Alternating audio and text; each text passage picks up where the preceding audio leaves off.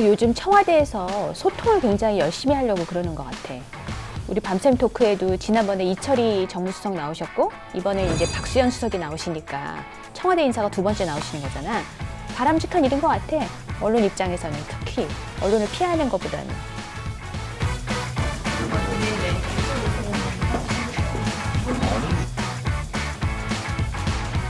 하나, 둘, 셋. JTBC 인사이트 채널에서 선보이는 신일이의 밤샘 토크. 오늘 모신 손님은 박수현 청와대 국민소통 수석입니다. 안녕하세요. 네, 안녕하십니까? 네, 오랜만에 뵙습니다. 네, 그렇습니다. 잘 지내셨죠? 네. 저희 시청자 여러분께 인사부터 좀 해주세요. 아, 예. 네. 우리 그 시청자 여러분 반갑습니다. 요즘에 코로나 때문에 많이 지쳐 계시고 힘드실 텐데 함께 힘을 합쳐서 또 일상 회복으로 꼭 갈 수 있기를 바랍니다. 반갑습니다. 네. 오늘 아무튼 수석님 모신 만큼 뭐 청와대 얘기 여러 가지 국정 현안 얘기 궁금한 거 많이 여쭤보려고 하는데요. 네. 먼저 이제 문재인 대통령의 국민과의 대화 예. 그 얘기부터 좀 해볼게요. 네. 청와대 내부 평가는 어떤가요? 뭐 A 학점이다 아니면 B 학점이다 좀 평가를 해보셨어요? 아니, 뭐 당연히 A 학점이죠.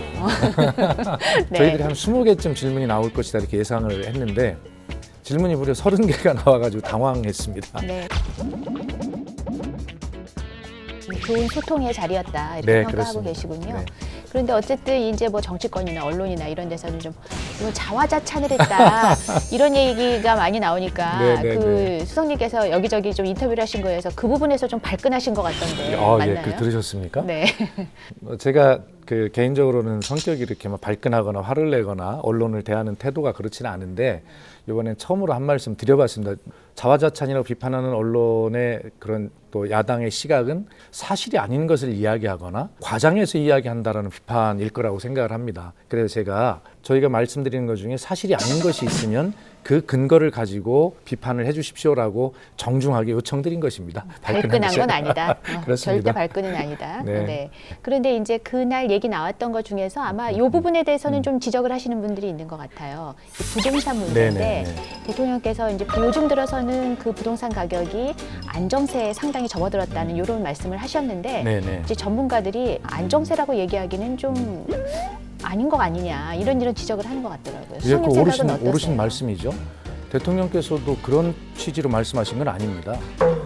근데 9월 둘째 주부터 이 수도권의 집값이 상승은 하는데 그 상승폭이 과거에 비해서 완전히 둔화되고 있고요. 조만간에 아마 마이너스로 가는 상승폭이 저희들은 예상을 하고 또 그렇게 예상을 하고 정책을 펴는 것이 당연한 것 아니겠습니까? 대통령께서는 그런 희망을 가지고 말씀하시고 또 대통령의 그런 말씀은 바로 정책의 방향이 되기 때문에 시장에 미치는 영향도 있는 것이거든요. 빨리 안정되길 바라는 마음으로 안정세에 접어들었다.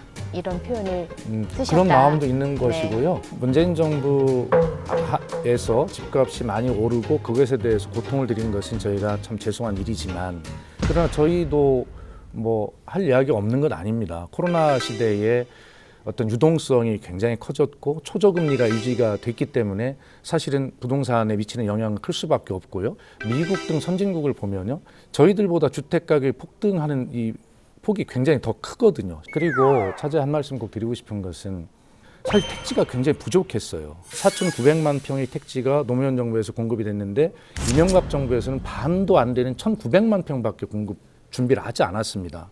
그리고 박근혜 정부 와서는요, 140만 평밖에 택지를 준비하지 않았어요. 그렇기 때문에 문재인 정부에서는 처음에 저희가 인수를 받고 봤을 때 택지가 전혀 없는 상태 아니겠습니까? 박근혜 정부에서 택지를 덜 마련해서 문재인 정부에서 집값이 뛰게 됐다. 이런 얘기는 별로 들어본 것 같지는 않아요. 아니 그러니까요. 네. 저희 수석님 잠깐 그 질문 좀 예, 해도 예. 될까요? 그동안 계속 이렇게 수십 차례 발표했던 정책이 부작용을 일으켰다 그런 지적도 있잖아요. 근데 그거에 대해서 말씀 안 하셨거든요. 그러니까 예, 예. 그것 때문은 아니다라는 게 청와대 아닙니다. 입장인 아닙니다. 건가요? 아니 이것도 정확하게 정리할게요. 제가 안 한 날카로운 질문을 하네요. 아니 그러니까 이것도 네. 정리할게요. 제가 계속 강조를 했습니다만 저는 전 정부 탓한 적이 없습니다. 택지 때문에 문제는 전 정부가 너무 조금밖에 안 마련했다 그 말씀을 하셨으니까 사실 적시를 하셨으니까요. 이명박 박근혜 아니 그런데 네. 전 정부 탓을 했다라고 기사가 나기를 바라지는 않습니다. 저는 그런 적이 없어요.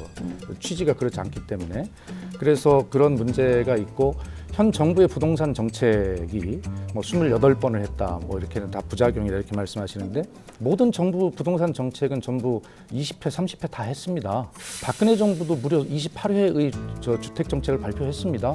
그리고 거기에 대해서 어떤 효과가 있질 않았어요, 거기도. 자, 그래서 어쨌든 분명히 말씀드리지만 전 정부가 어떻게 했든 간에 우리 정부가 받은 현상은 현상대로 잘 해결하는 유능함을 보였어야 되는데 그러지 못한 것에 대해서는 분명하게 죄송하고 사과한다는 말씀을 다시 한번 드리는 것이고요.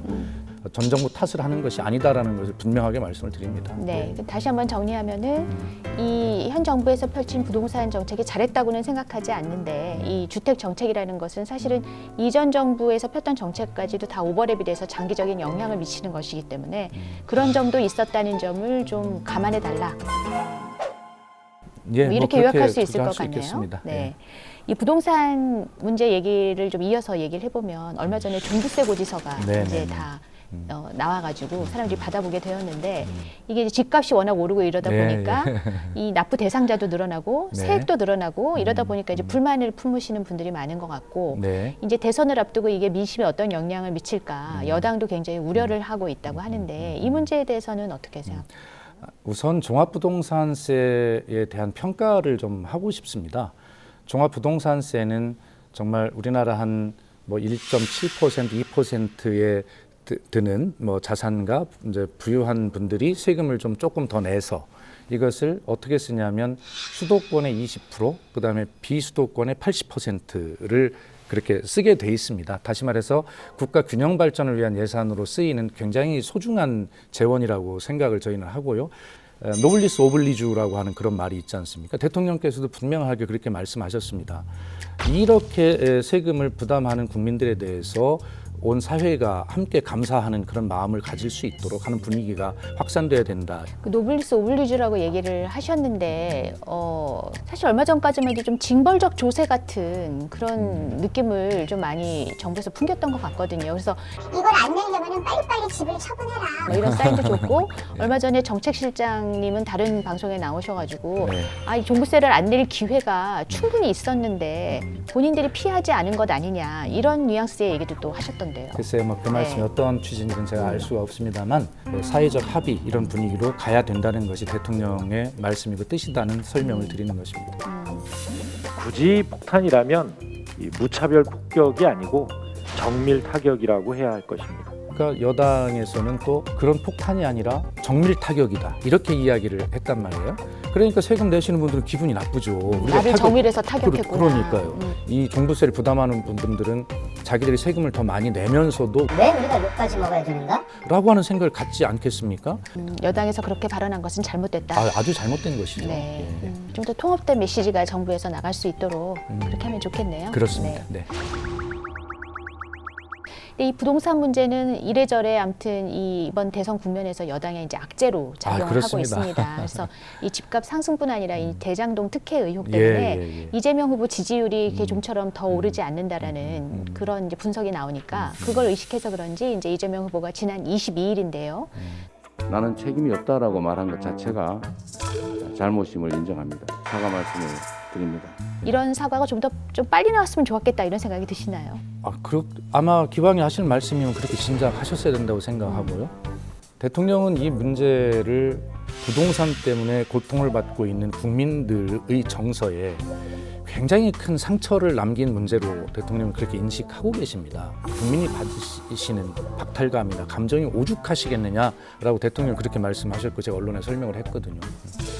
뭐 이게 공개되지는 않았지만 지난번에 이재명 후보하고 대통령께서 독대하셨잖아요. 그때 독대하셨을 때 이 네. 대장동 의혹에 대해서 좀 잘하시지 이런 얘기도 하지 않으셨을까요?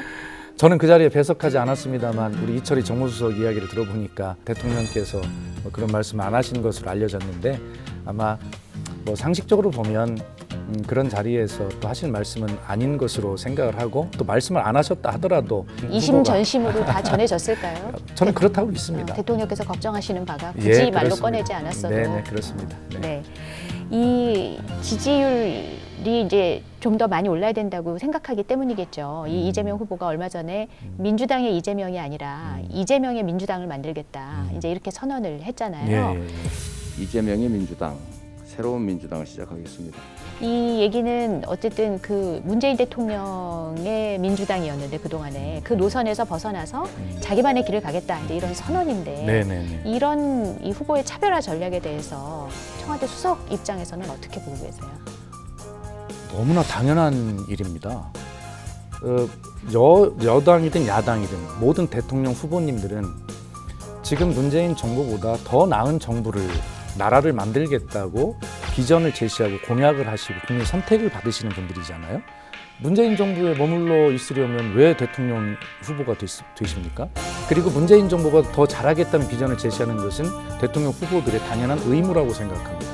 그렇기 때문에 이재명의 민주당이 되는 것은 너무나 자연스럽고 당연한 일이라고 생각을 합니다. 예. 수석님은 그러실지 몰라도 대통령 입장에서는 솔직히 인간적으로 그래도 좀 섭섭하지 않으실까요?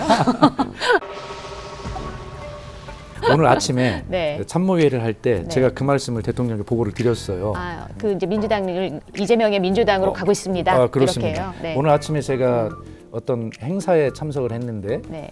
그래서 이재명 후보께서 저에게 청와대에서 엊그제 차별화에 대해서 당연한 일이다, 자연스러운 일이다라고 말씀을 해주셔서 수석님이 그렇게 말씀하셨죠. 예, 그렇죠. 네. 그래서 너무 감사하다, 저에게 큰 힘이 되었다라고 그렇게 오늘 아침에 말씀을 하시더라고요. 그것도 한 번도 아니고 막 두세 번을 계속 그렇게 말씀을 하셔서 제가 그만하시라고 그러니까 그랬거든요. 그게 좀 신경 쓰이셨던 거예요, 본인도. 그렇습니까? 그래서 그렇죠. 제가 오늘 그 이재명 후보님 아침에 행사를 갔다가 바로 청와대 참모회의가 있었는데 네. 거기서 제가 대통령 말씀을 드렸어요. 대통령 아침에 이재명 후보님을 만났는데 엊그제 제 브리핑에 대해서 대통령께 너무 감사하다고 그렇게 말씀을 하시더라. 근데 대통령께서 웃으셨습니다. 네.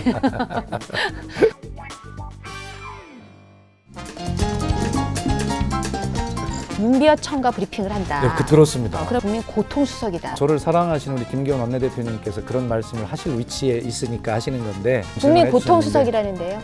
아니 그런데 이 과정에서 질문 제가 꼭 해명하고 싶은 게 있어요. 기왕에